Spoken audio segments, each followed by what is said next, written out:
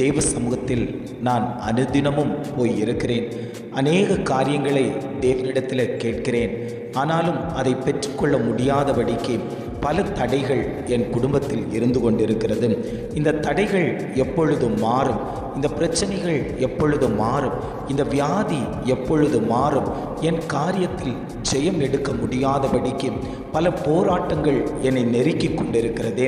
நான் என்ன செய்வேன் என்று அனுதினமும் தேவனுடைய சமூகத்தில் போய் அழுது விழித்து கொண்டிருக்கக்கூடிய உங்களை பார்த்துத்தான் ஆண்டவர் சொல்கிறார், நீங்கள் கேட்கிறவைகளை செய்கிற தேவன் இன்றைக்கு உங்கள் மத்தியில் உலாவிக் கொண்டிருக்கிறேன் என்று.